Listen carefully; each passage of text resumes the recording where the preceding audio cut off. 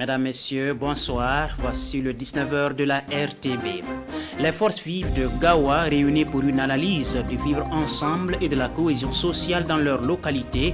Il s'agit du cadre de concertation communale sur la réconciliation qui met le doigt sur ce qui pourrait porter préjudice à la paix sociale. Depuis mardi 17 août, les jeunes de l'église de l'Alliance chrétienne tiennent leur camp biblique à Bobo Dioulasso.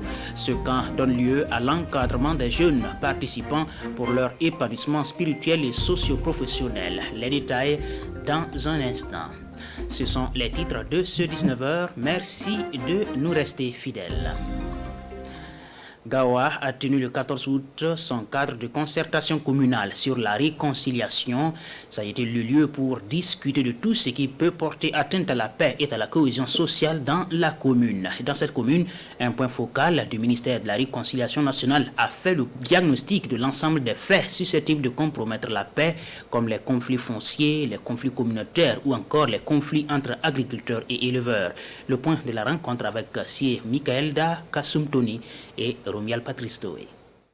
C'est un cadre de concertation pour exposer aux forces vives de la commune de Gawa les mots à même de menacer la paix et le vivre ensemble. Le point focal du ministère de la Réconciliation a, à cette occasion, restitué les données collectées auprès des personnes ressources. Au niveau des conflits latents, on a relevé l'occupation anarchique des terres et des parcelles et la cohabitation difficile entre agriculteurs et éleveurs, et le repli identitaire, les conflits interreligieux et conflits ethniques. Cette tribune communale prépare le Forum national sur la réconciliation. Elle va permettre de recueillir les propositions et suggestions des populations pour une réconciliation nationale sincère et durable. L'exercice consiste à aller auprès des populations pour qu'elles-mêmes elles identifient leurs besoins, les différents types de conflits. Ce corpus-là exprime aussi en même temps les types de solutions. Entre autres solutions endogènes préconisées, les gens ont suggéré l'Abapala, l'Alliance à la présenterie, et même pour le cas des dossiers de crimes, qu'on crée peut-être une justice transitionnelle. On trouve que la justice classique ne peut pas tout résoudre si nous voulons aller à une réconciliation véritable. Des propositions pour un nouveau pacte de vivre ensemble, les participants en ont fait. Ces participants espèrent que leurs propositions pourront être prises en compte lors du Forum national sur la réconciliation. Le syndicat national des enseignants du secondaire et du supérieur, le SNES, a organisé une formation pédagogique au profit des enseignants du poste primaire et du secondaire. Cette formation qui a débuté lundi passé à Bobo Dioulasso devrait durer toute une semaine et il était question d'outiller les membres du SNES qui participaient à cette formation afin de leur permettre de produire de meilleurs résultats scolaires à l'avenir. Maneka Yen, Adama Julien Dambélé. C'est une formation sur la pédagogie générale au profit des enseignants du poste primaire et du secondaire.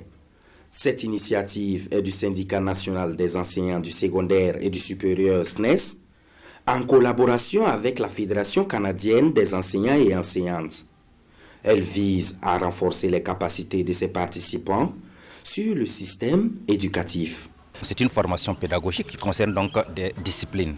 Nous aurons la pédagogie générale, nous aurons donc des didactiques disciplinaires de français, de mathématiques, d'histoire géo et de sciences de la vie et de la terre.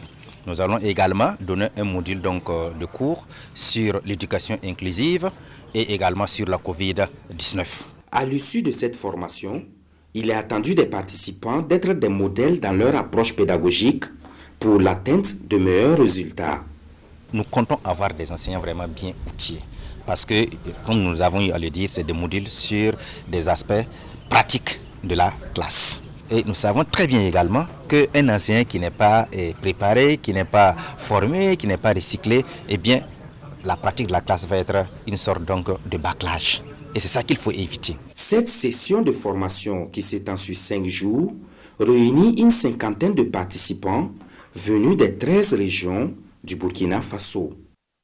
Et toujours à Bobo du Lasso, une autre formation et sensibilisation a eu lieu, cette fois au profit des professionnels des médias, des communications électroniques et des postes. C'est une initiative de l'ARCEP, l'autorité de régulation des communications électroniques. L'objectif était de renforcer les compétences et les capacités des participants pour l'exécution efficace de leur mission. Le compte-rendu de Betty Bienaon et Ali Traoré.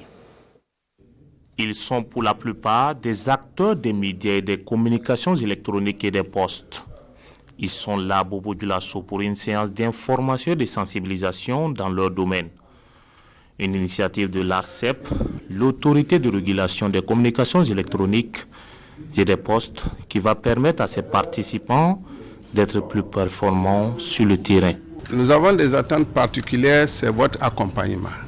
Et pour que vous puissiez nous accompagner, il faut que vous puissiez comprendre l'écosystème du secteur, les différents acteurs avec leurs rôles, leurs missions, afin de mieux servir l'information à destination du public. Pour atteindre cet objectif, cette quarantaine de participants vont être outillés sur plusieurs notions. Nous allons évoquer le cadre juridique qui encadre ces secteurs régulés. Nous allons aussi discuter des obligations et des droits des opérateurs.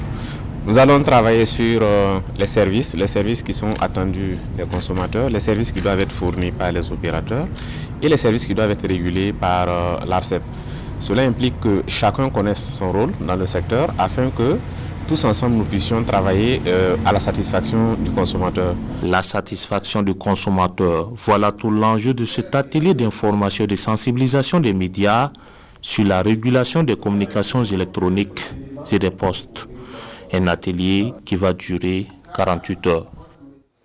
La campagne de reboisement se poursuit à travers le pays. Le Sud-Ouest a organisé sa journée régionale de l'arbre et cela s'est passé à Zambo, dans le Yoba. 1600 arbres ont été plantés sur un site qui avait été dégradé par l'orpaillage artisanal. Le reportage de Elvis Twina et Lambert Soma. Ces images que vous voyez ont été tournées il y a quelques mois dans la réserve totale et partielle de Bontiouli, dans la commune de Zambo. Après avoir chassé les orpailleurs qui menaçaient la survie du site, les services des eaux et forêts ont décidé de remblayer les lieux et d'y planter des centaines d'arbres pour y faire vivre la nature. Nous avons mis sur ce site-là 1650 plants des espèces locales telles que le parquet, le néré, le baobab, et bien d'autres espèces qui sont pourvoyeuses de produits forestiers non liés pour nos vaillantes populations. En plus du site de la réserve de Bontiouli, la base vie des forestiers de Djikologo a été pourvue en plants de différentes espèces. Le thème de cette troisième journée de l'arbre est « Arbre, identité culturelle et cohésion sociale ». L'arbre, c'est la postérité, c'est également aussi signe de notre identité. C'est également aussi sous l'arbre qu'on essaie donc de faire toutes les médiations possibles pour résoudre les différents conflits. Dans cet élan de reboisement et de protection de la nature, la commune de Zambo a délimité les forêts sacrées de Bontiouli, Djikologo et V1. À Dédougou, dans la boucle du Mouhoun, l'on table sur un objectif de 600 000 arbres à planter au cours de cette campagne de reboisement. Les autorités régionales ont officiellement lancé cette campagne au plan régional et c'était hier sur un site du Service national pour le développement à Badala. De Dédougou, Yves Ramba, Edouard Ouedraogo et Karim Ouedraogo nous font le point. À travers cette démonstration, les autorités régionales de la boucle du Mouhoun donnent le top départ de la reforestation 2021. Sur ce site protégé du village de Badala, situé à quelques encablures de Dédougou, la secrétaire générale de la région donne l'exemple en plantant un arbre. Nous avons choisi un site, comme vous l'avez vu, qui est déjà même, avec l'initiative de ce centre, qui est déjà protégé, ce qui veut dire que la question de l'entretien ne va pas tellement se poser. Entre 2002 et 2013, le Burkina Faso a perdu plus de 24 870 km² de forêt, soit 9% de son territoire. Au cours de ce lancement, les autorités régionales appellent la population à mettre en terre plus de 600 000 plants pour renforcer le couvert végétal. Plantons utiles, protégeons et entretenons les plants.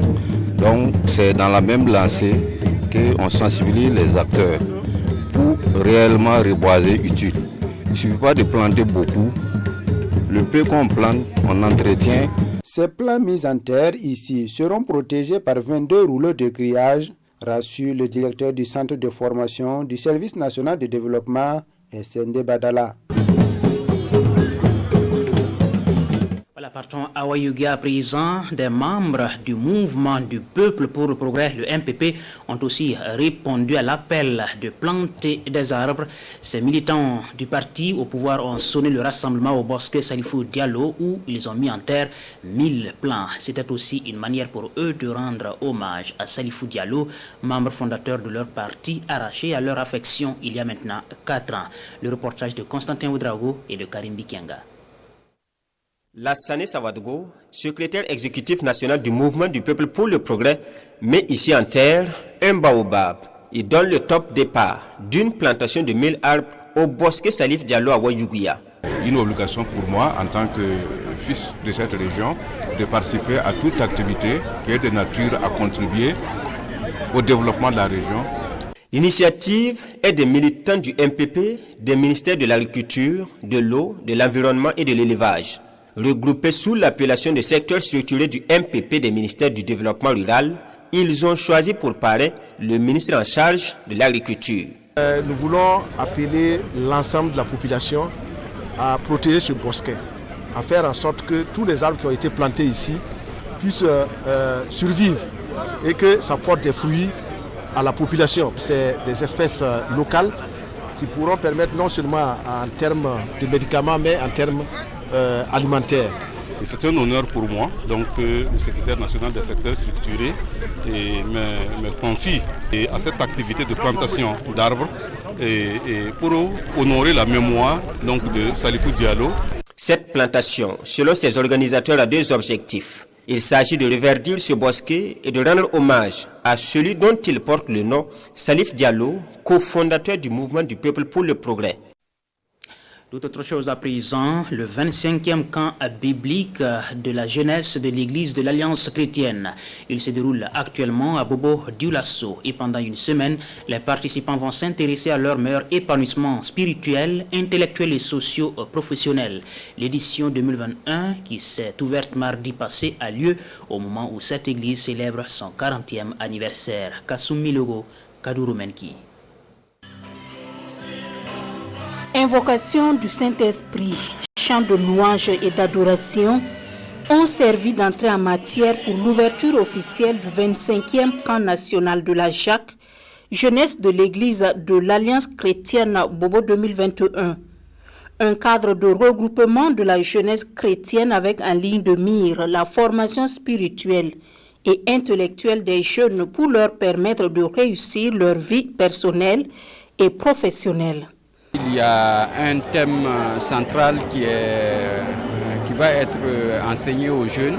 Il s'agit il est tiré de Joël 3,13 qui nous invite à saisir la faucille car la moisson est mûre. Donc en plus du thème central, il y a des sous-thèmes. Ce 25e camp biblique intervient au moment où la Jacques souffle sur sa 40e bougie. Nous voulons dire merci au Seigneur qui a conduit cette jeunesse et qui aujourd'hui donc a ses 40 ans. Et nous avons aussi donc profité de l'occasion pour faire des décorations et remettre aussi des attestations de reconnaissance.